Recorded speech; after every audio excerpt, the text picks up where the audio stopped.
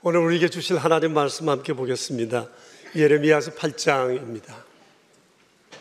예레미야서 8장 우리 1절부터 12절에 있는 말씀입니다. 이는 살아계신 하나님의 말씀입니다. 이제 우리 함께 주님의 말씀을 받들어 읽겠습니다. 여호와의 말씀이니라. 그때의 사람들이 유다 왕들의 뼈와 그의 지도자들의 뼈와 제사장들의 뼈와 선지자들의 뼈와 예루살렘 주민의 뼈를 그 무덤에서 끌어내어 그들이 사랑하며 섬기며 뒤따르며 구하며 경배하던 해와 달과 하늘의 무별 아래에서 펼쳐지게 하리니 그 뼈가 거두이거나 묻히지 못하여 지면에서 분토 같을 것이며 이 악한 민족에 남아있는 자 물은 내게 쫓겨나서 각처에 남아있는 자들이 사는 것보다 죽는 것을 원하리라. 만군의 여호와의 말씀이니라. 너는 또 그들에게 말하기를 여호와의 말씀에 사람이 엎드려지면 어찌 일어나지 아니하겠으며 사람이 떠나갔으면 어찌 돌아오지 아니하겠느냐. 이 예루살렘 백성이 항상 나를 떠나 물러가면 어찌함이냐. 그들이 거짓을 고집하고 돌아오기를 거절하도다. 내가 귀를 기울여 들은즉 그들이 정직을 말하지 아니하며 그들의 악을 뉘우쳐서 내가 행한 것이 무엇인고 말하는 자가 없고 전쟁터로 향하여 달리는 말같이 각각 그 길로 행하도다. 공중의 학은 그 정한 시기를 알고 산비둘기와 제비와 두루미는 그들이 올 때를 지키거늘 내 백성은 여호와의 규례를 알지 못하도다. 너희가 어찌 우리는 지혜가 있고 우리에게는 여호와의 율법이 있다 말하겠느냐. 참으로 서기관과 거짓의 붓이 거짓되게 하였나니 지혜롭다 하는 자들은 부끄러움을 당하며 두려워 떨다가 잡히리라. 보라, 그들이 여호와의 말을 버렸으니 그들에게 무슨 지혜가 있으랴.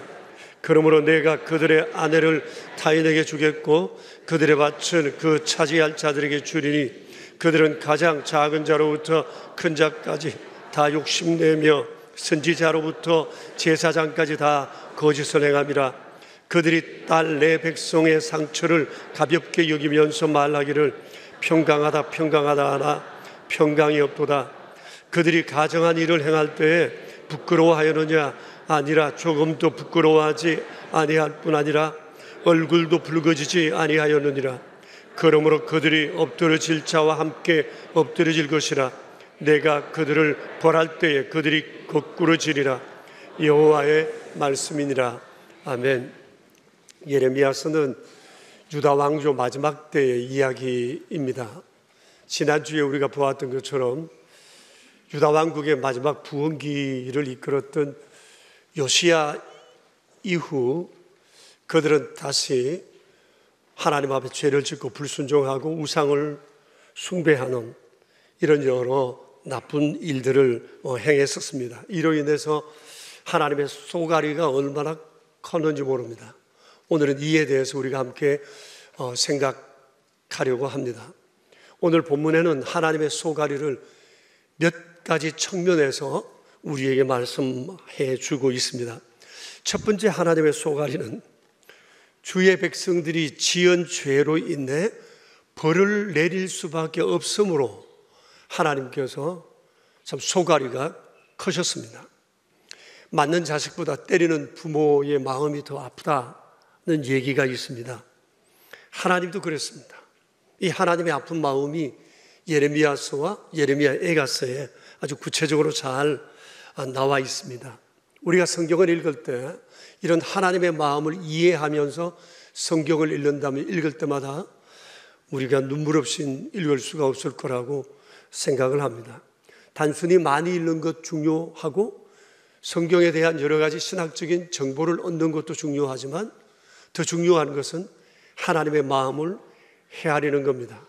그렇게 읽는다면 성경 구절 구절마다 하나님의 뜨거운 마음을, 하나님의 심정을 우리가 느끼면서 큰 감동 가운데 있게 될 것입니다.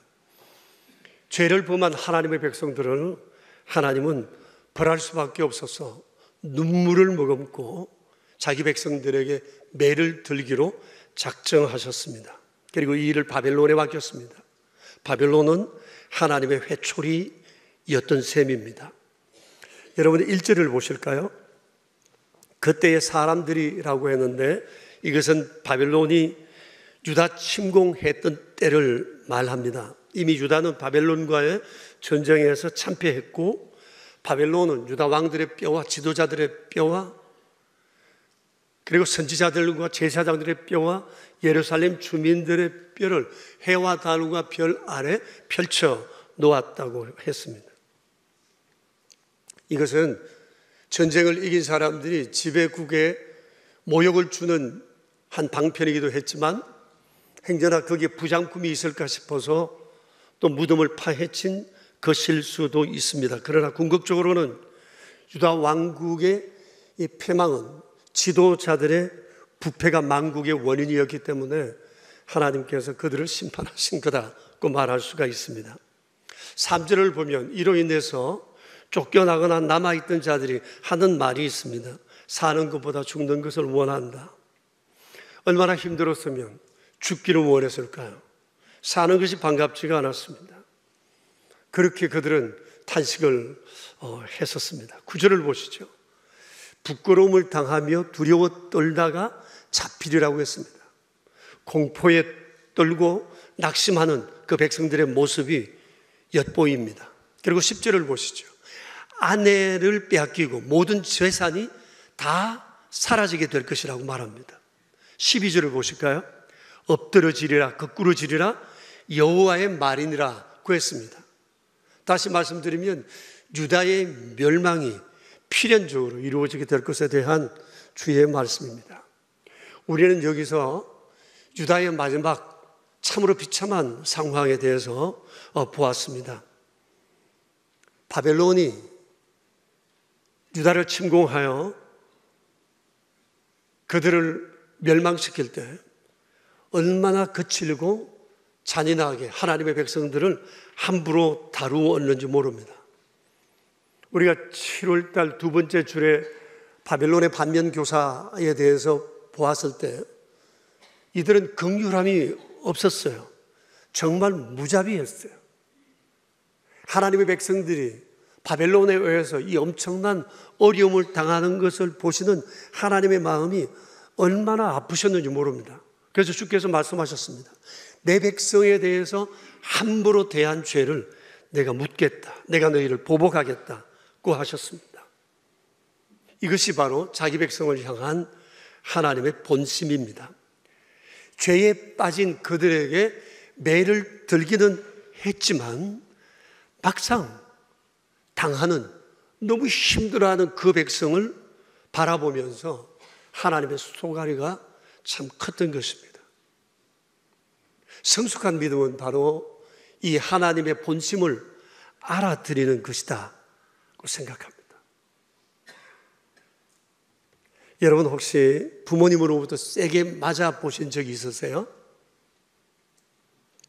몇 해 전에 일산에서 우리 교회의 모친이 별세하셔서 교회에서 문상을 갔던 적이 있습니다. 그 이후에 집사님으로부터 한 권의 책을 선물 받았는데 목회하는 남동생이 병중에 계시는 어머니를 생각하며 지나온 세월 어머니의 흔적을 자기 나름대로 적어서 이렇게 책을 펴낸 겁니다. 그리고는 장례에 와주신 분들에게 답례품으로 이 책을 선물했던 것 같아요. 그리고 제게도 한 권 주셨습니다. 제가 그 책을 읽으면서 참 독특한 글이라는 생각을 했습니다. 왜 그런가 하니 어머니에 대한 모든 추억을 오직 사랑과 감사로 해석한 것이었기 때문에 그렇습니다. 어머니와 함께 지나온 30년이 넘는 그 세월 동안 얼마나 많은 일이 있었겠어요. 별의별 일들이 있었겠죠. 아들로서 살아오면서 어머니의 여러 가지 간섭들이 싫었을 수도 있지 않겠어요? 그런데 그 책에서는 어머니의 지난 흔적을 오직 사랑과 감사로 받아들이고 해석하여 자기 마음을 글로 표현했었어요. 이런 내 마음이 참 따뜻해졌습니다. 울컥하기도 했어요.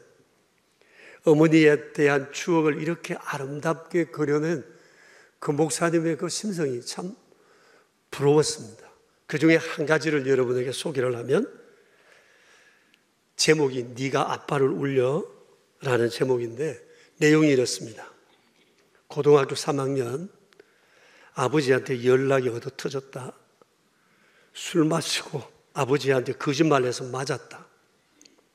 아버지는 날 때려놓고 본인이 펑펑 우셨다. 나도 울었다. 어머니는 다음날 내 얼굴 마사지를 해주면서 나에게 그랬다. 야, 네 아빠가 할아버지 돌아가셨을 때도 안 울었던 사람인데 네가 아빠를 울려? 엄마의 그 말엔 자신의 남편이 지켜온 것을 무너뜨린 아들에 대한 원망과 질책이 담겨 있었다. 그날 어머니의 얼굴 마사지는 사실 싸대기에 가까웠다. 여러분 공감이 되시죠? 저는 이게 효도라고 생각해요. 효도란 부모의 모든 삶을 사랑으로 이해하고 해석하는 것입니다.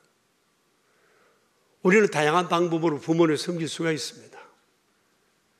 그 중에 최고의 효도는 부모님이 행한 모든 것은 다 날 잘 되라고, 나 바르게 되라고 행하신 사랑으로 받아들이는 것입니다. 여러분, 이보다도 더 큰 효도가 있을까 싶습니다. 하나님께도 마찬가지입니다. 우리가 살아오면서 하나님으로부터 세게 얻어맞은 적도 있고, 앞으로 살아가면서 잘못하면 또 하나님 앞에 세게 얻어맞기도 할 것입니다. 그때 우린 이걸 어떻게 받아들이나요? 그때 이렇게 생각하자는 겁니다. 이건 내가 잘못했기 때문에 당연한 거야. 내가 이렇게 잘못하고 죄를 지을 때 하나님의 마음은 얼마나 아프셨을까? 그래서 하나님께서 참다 어쩔 수 없어 이렇게 내게 매를 대신 거야. 이 모든 것은 다 하나님의 사랑이야 라고 하나님이 행하신 모든 것에 대해서 하나님을 이해하며 하나님의 소가리를 그렇게 사랑으로 풀어내는 것, 이것이 바로 성숙한 믿음의 성도의 모습이라고 말할 수가 있습니다. 그런데 당시 유다 백성들은 하나님의 이 소가리를 몰라줬어요. 맞은 것만 기억하고 서운한 것만 기억했어요. 그리고는 불평했어요. 참 몰상식한 사람들이었어요. 하나님의 사랑도 몰랐고 하나님의 사랑을 받을 줄도 몰랐어요. 그들을 향한 하나님의 사랑이 얼마나 컸어요. 순간순간 하나님은 그들을 보살피셨고 막아주셨고 길을 내셨고 기적을 행하시면서 그들의 삶을 부유하게 해주셨는데, 지금 당장에 내 앞에 버려진 이것이 서운하다고 해서 하나님을 불평하고 원망했던 거예요. 매마가 마땅한 사람들이라는 생각이 듭니다. 그래서 우리가 신앙생활하면서 하나님과의 관계를 정말 제대로 설정할 수 있어야 됩니다. 절대 우리가 잊지 말아야 할 것은 매 맞는 자식보다 때리는 부모 마음이 더 아프다는 이 사실을 하나님과의 관계에 대입해서 생각해야 한다는 것입니다. 그럴 때 우리의 믿음이 깊어지게 되고 하나님과의 관계를 더 아름답게 이어져 갈 수 있기 때문이에요. 죄지은 그 백성들에게 매를 드시는 하나님의 마음이 너무 아프셨어요. 두 번째 하나님의 쏘가리는 백성들의 우상숭배 때문이었습니다. 우상숭배는 유다 백성들의 주특기였어요. 거의 중독 수준이었습니다. 여러분 아시잖아요. 유다 왕국이 세워진 지 344년 만에 망했습니다. 그런데 344년을 지내온 동안 그들이 온전히 하나님을 제대로 섬긴 날이 그리 많지 않았습니다. 그렇게 큰 사랑을 받았으면서도 하나님 사랑할 줄을 몰랐어요. 많은 사람들이 죄 가운데 살아갈 때 우리 하나님께서 다윗 같은 사람을 보실 때 얼마나 기뻐하셨는지 몰라요. 그래서 선지자에게 말씀하셨습니다. 이 사람 얘기 성경에 기록해라. 그리고 온 동네방네 온 나라 다니면서 나팔 좀 부르라. 그리고 하나님께서 그 사람을 통해서 새로운 역사를 써내려 가셨음을 우리는 잘 알고 있습니다. 근데 대개는 그러지 못했어요.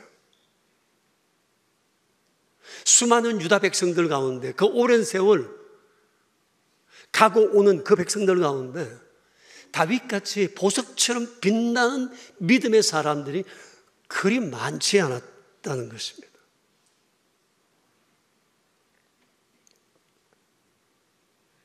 그들은 하나님께 불순종했고 우상 숭배하면서 다양한 죄들을 지어갔습니다.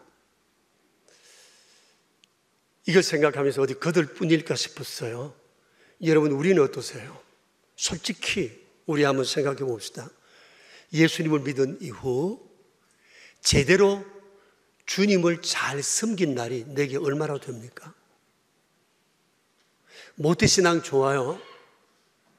어렸을 때부터 지금까지 수십 년을 주님을 믿어왔다면 모태신앙을 자랑할 것이 아니라 그 긴 세월 속에 정말 하나님을 제대로 잘 섬긴 날이 얼마나 되느냐고요. 얼마나 될 것 같아요? 우리가 정말 주님 앞에 난 항상 옳았어, 난 잘했어 라고 말하지만 정말 그럴까요? 정말 주님 앞에서 제대로 살아낸 걸까요? 예수님을 오래 믿는 것은 너무 중요한 일이에요. 근데 그 오래 믿은 세월보다 더 중요한 것은 제대로 살아내는 것입니다. 정말 하나님 보실 때 내 살아온 세월 속에 예수 제대로 믿은 날 얼마나 될까? 우리 그거 한번 헤아려 봤으면 좋을 것 같습니다. 당시 유다 백성들은 그렇지 못했습니다. 그들은 제대로 하나님을 경외하지 못했어요.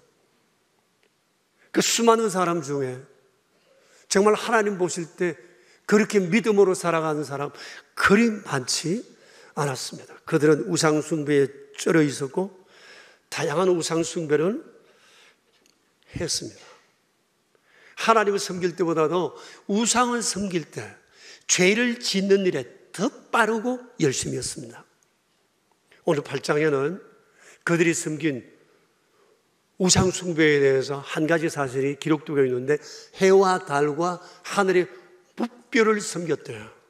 어느 정도로 열심히 섬겼느냐? 2절을 보십시오. 사랑하며 섬기며 뒤따르며 구하며 경배했다고 그랬어요. 여러분, 이건 신앙에 있어서 굉장히 중요한 요소예요. 대상을 잘못 선택해서 그렇지 이건 제대로 된 신앙의 행위거든요.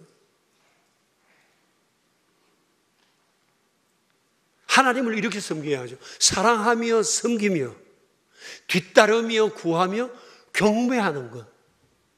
이게 진정한 신앙인의 삶의 태도라는 거죠.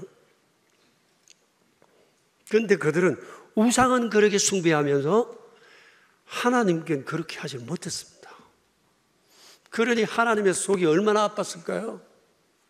죄 짓는 일에는 그렇게 열정적인데 하나님께는 이러질 못했어요. 그래서 하나님께서 구체적으로 지적하시잖아요.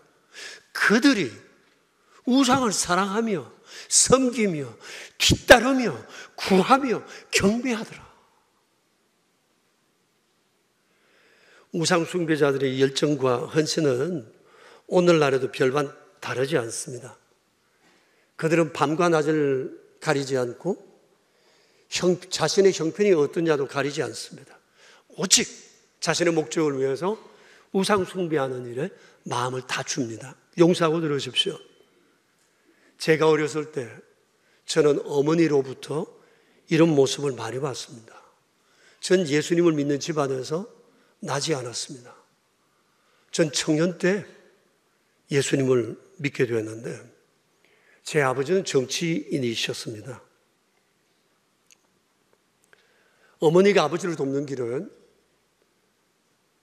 아버지가 선거에 잘 되고 사회적인 여러 가지 영향력을 미치는 것이었는데, 어머니는 아버지가 이렇게 되기를 굿점 산에 가서 불공 드리는 것, 이런 걸 통해서 아버지를 도왔습니다. 우리 어머니 얼마나 열심히 하셨는지 몰라요. 어머니는 산신이 사람의 생사화복을 주관하고 선거의 당락을 결정한다고 믿으셨던 것 같습니다. 그리고 어머니는 또 자식 사랑에 유별하셔서 산에서 밤새도록 불공을 드리고 난 다음에 새벽에 일찍 내려오실 때 불공 드렸던 떡을 사서 오세요. 그래서 신기가 떨어지기 전에 자식들에게 먹여야 총명하고 건강하게 산다. 이래가지고 자던 우리를 깨워가지고 이 떡을 먹으라는 거예요. 저는 어머니 말을 잘 들었거든요. 떡을 넙죽 받아 먹고 자던 잠줄을 먹었으니까 또 잡니다. 일어나면 배가 아파 떼굴떼굴 구릅니다. 그런데 제게 친척 할아버지 한 분 계셨는데 그분은 또 신이 내려가지고 침을 잘 놓으시는 분입니다. 떡 받아 먹고 떼굴떼굴 구르다 일어나면 신침 맞으러 갑니다. 그리고 침 많이 맞고 또 돌아옵니다. 이게 참 자주 반복됐습니다. 그래서 저는 예수님 믿기 전까지 위장병 때문에 고생을 너무 했습니다. 정말 이거 소화제를 달아놓고 살았어요. 정말 그렇게 생활했었습니다. 그리고 저는 2번 죽다 살아난 경험이 있는데, 한 번은 제가 잘 기억을 못 하겠고, 7살 때 전 정말 제가 이제 세상을 떠나는 줄 알았어요. 죽는 줄 알았어요. 7살이 팔팔해야 될 텐데 온몸에 기운이 빠지고 식은땀이 흐르고 음식을 먹지 못하겠고 움직일 수가 없는 거예요.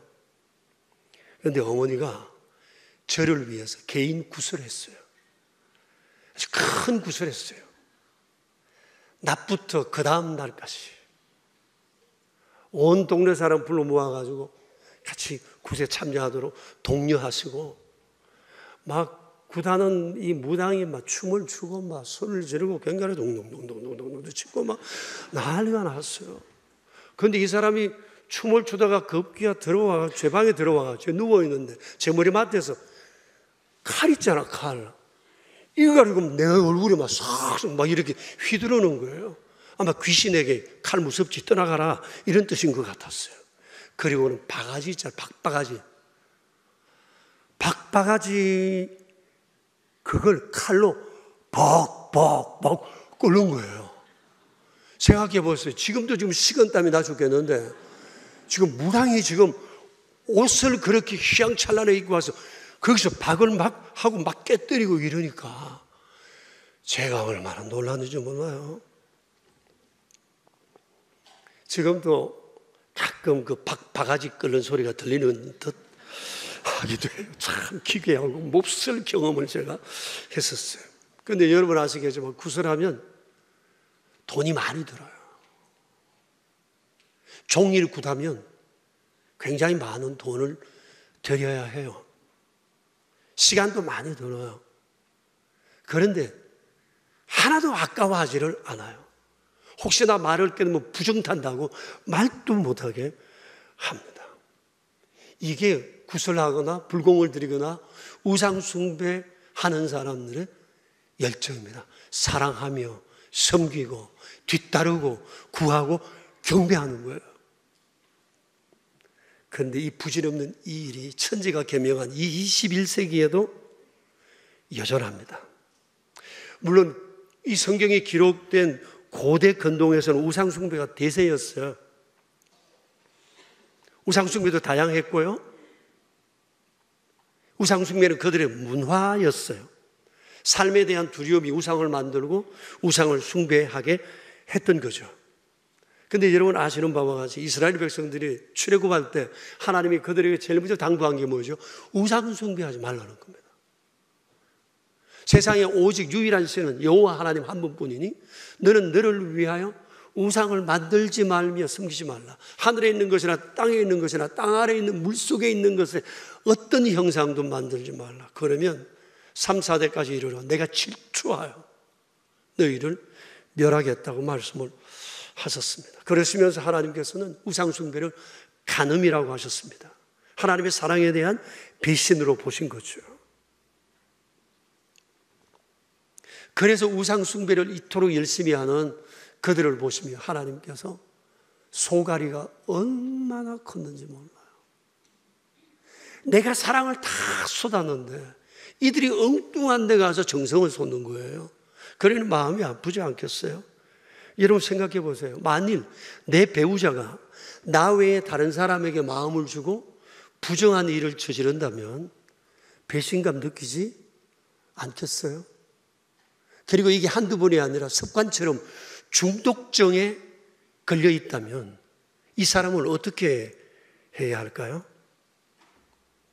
하나님의 백성을 향한 하나님의 질투도 바로 이런 거였어요.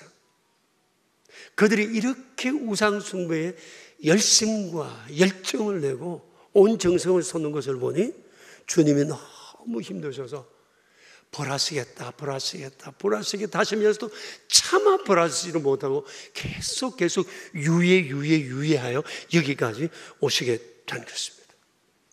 하나님의 세 번째 소가리는 그럼에도 불구하고 하나님께로 돌아오길 거부하는 백성들 때문이었어요. 그들은 정말 완고했습니다. 선지자들을 통해서 하나님이 끊임없이 그들에게 얘기를 했지만 듣지를 않았어요. 자기가 옳대요. 다 자기가 잘했대요. 들어먹지를 않아요. 정말 고집세요. 4절부터 6절까지의 내용을 한번 볼까요? 그래서 주께서 말씀하셨습니다. 사람이 엎드러지면 일어나려고 하는 것은 당연하고 사람이 집을 떠나면 집으로 다시 돌아오려고 하는 것도 인지상정인데 내 백성은 항상 나를 할 수 있으면 떠나가려 하고 물러가고 거짓을 고집하고 돌아오지를 않는다. 그러면서도 잘못된 줄 모르고 악을 뉘우치지도 않는다고 했어요. 7절을 보실까요?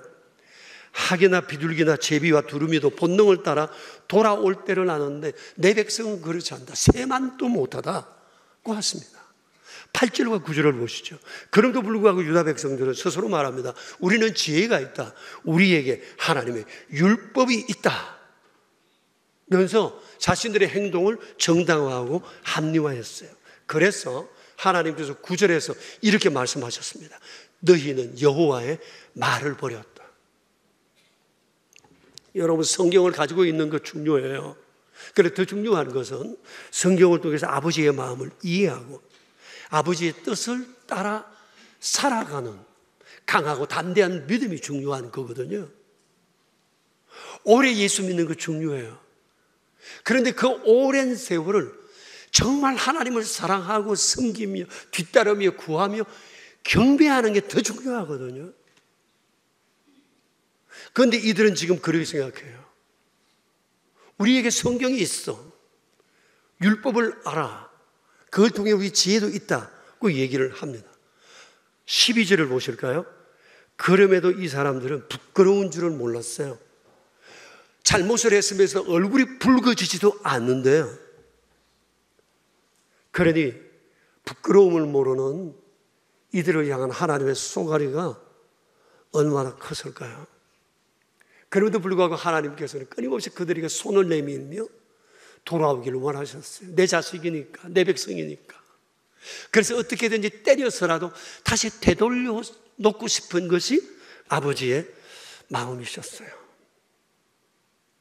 이 아버지의 안타까운 마음을 노래한 것이 있는데 잠깐 들어보겠습니다.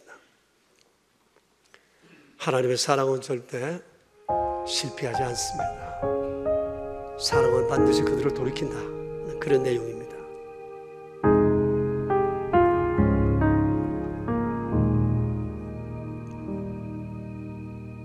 내 백성이 나를 떠나 돌아섰지만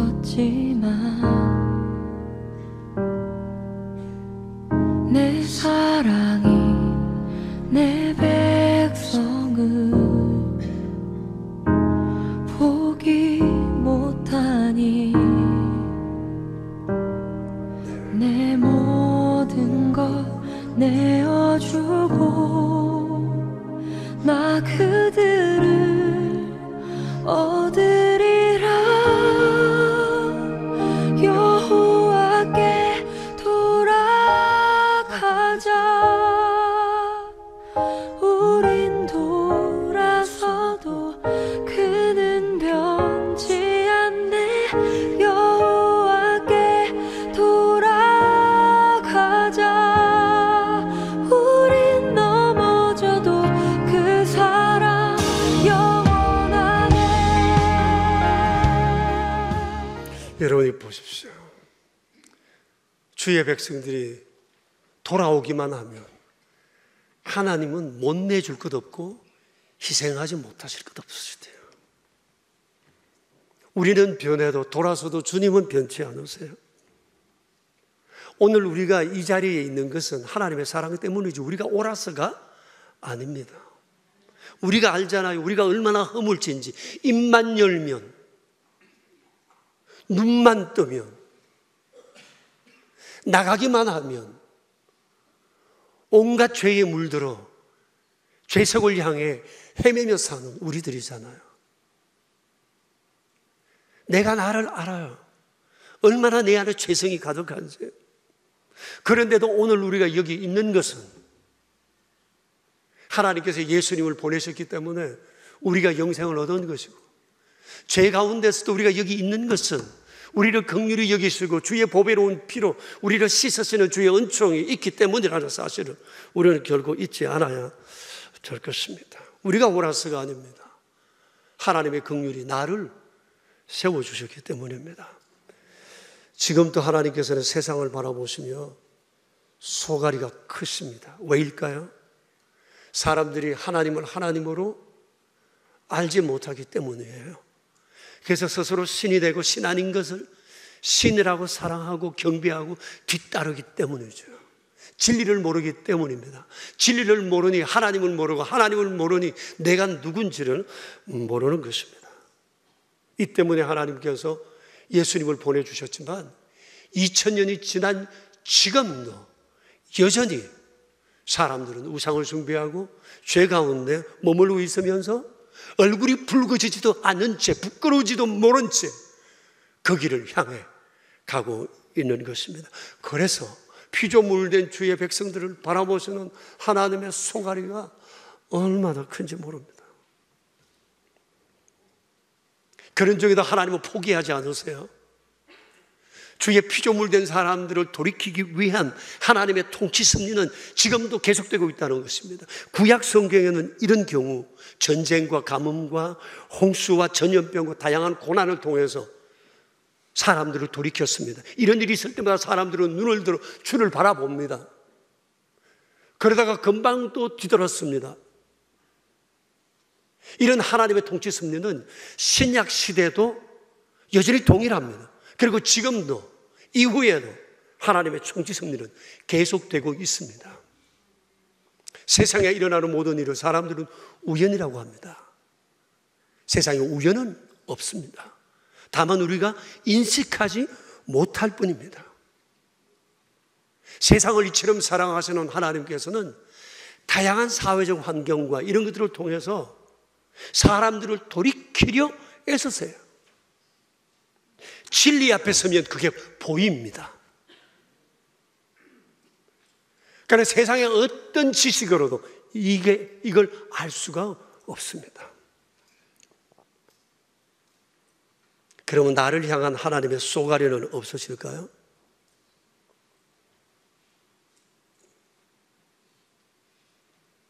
하나님은 나의 무엇 때문에 쏘가리 하실 것 같습니까?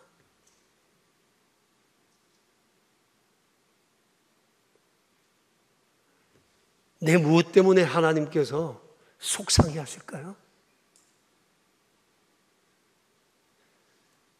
그것이 하나님의 마음을 아프게 하지 않을까요? 얼마 전에 등록하신 분 중에 자매 형제가 있었어요.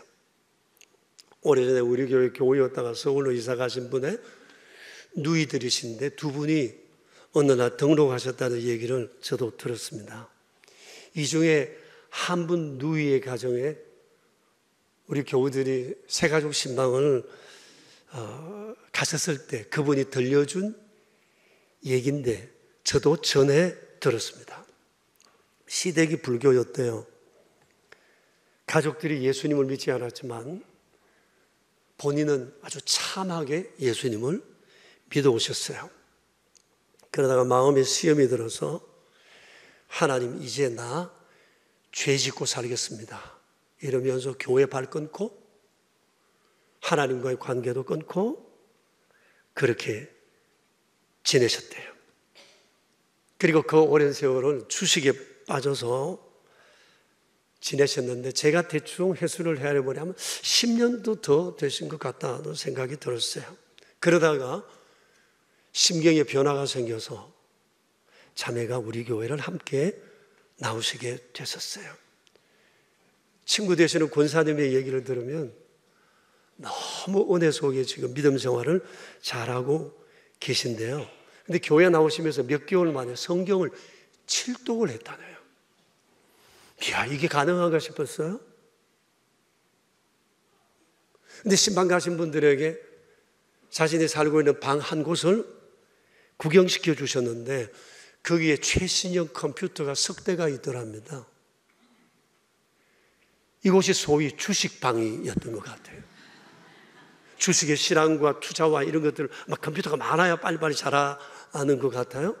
그래가지고 거기서 하루 종일 컴퓨터 앞에 서서 주식을 하신 아마 전문가셨던 것 같아요. 그런데 이제 이곳이 나의 성경방이라고 말씀을 하시더랍니다. 그곳에 저 칠독을 하신 거예요. 주식하는 습관이 예수님 앞에 돌아서니까 성경 읽는 습관으로 바뀌었다는 겁니다. 거기로 꼬박 거기에 앉아서 성경을 통해 주님과 동행하는 삶을 사는데 너무 행복하고 기쁘다고 말씀을 하시더래요. 지금은 좋아서 죽겠지만 그동안 하나님이 얼마나 소갈이 하셨을까 그런 생각을 했습니다. 그래도 참 다행인 것은 큰 배 맞지 않고 돌아오셨으니까 이보다도 더 큰 복이 또 있을까 하는 생각도 해보았습니다. 우리는 모르는 중에 지나가지만 하나님은 우리 때문에 소갈이 엄청 하신다는 것을 잊지 말아야 합니다. 나 때문에 우리 하나님 소갈이 하신 것 없으실까요? 한번 생각해 보시죠. 무엇 때문에 하나님께서 소갈이 하셨을까요? 옳다고요? 난 항상 바르게 살아왔다고요? 그렇지 않잖아요. 성경 앞에서 보십시오. 회개할 것밖에 보이지 않지 않습니까? 하나님은 눈 감아주시고 참아주셨을 뿐이에요. 내가 살아오는 중에 나 때문에 우리 하나님 소갈이 하신 거 뭘까요? 지금은 어떠세요? 지금도 하나님은 나 때문에 소갈이 하지 않으실까요? 사랑하는 교회 여러분, 이번 한 주간 이걸 하나님 내게 주신 숙제로 받읍시다. 그리고 할 수 있는 한 우리 하나님 소갈이 하지 않으시도록 우리 좀 더 잘해야 되지 않을까 싶어요. 이제 우리 함께 한 2분 정도 기도하겠습니다. 자신을 한번 돌아봅시다. 하나님께서는 우리에게 사랑을 베푸시고 사랑받게 하실 줄 모르시는 분이신데 하나님 앞에 얼마나 모진 얘기 많이 했습니까? 그러면 안 되잖아요. 받은 사랑밖에 없는데 그렇게 살면 안 되잖아요. 그래서 주님은 또 소갈이 하세요. 2분 정도 조용히 기도합시다.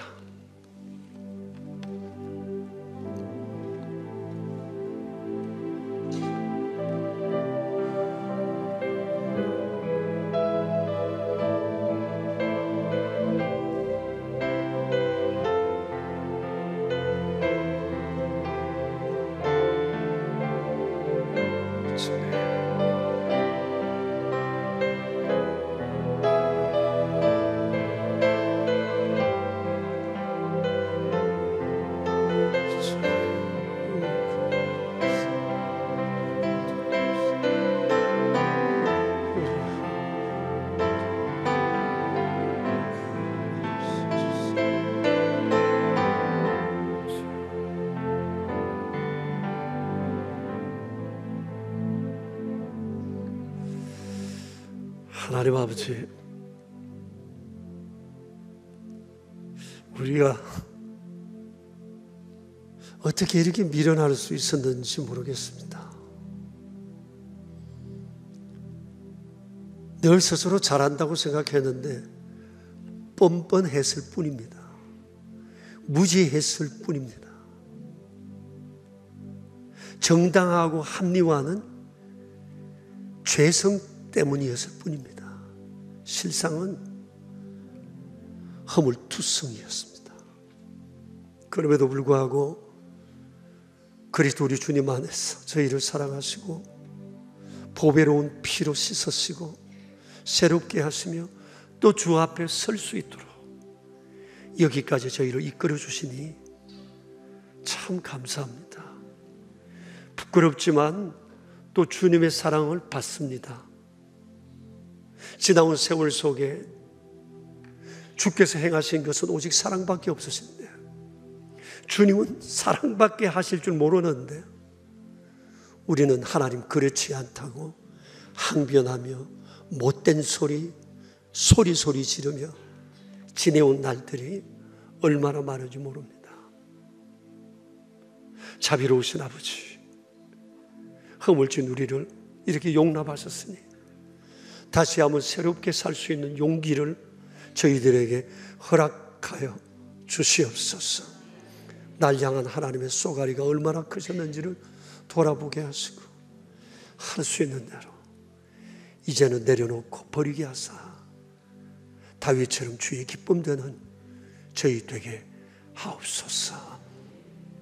우리의 구세주 예수 그리스도 이름으로 기도합니다. 아멘.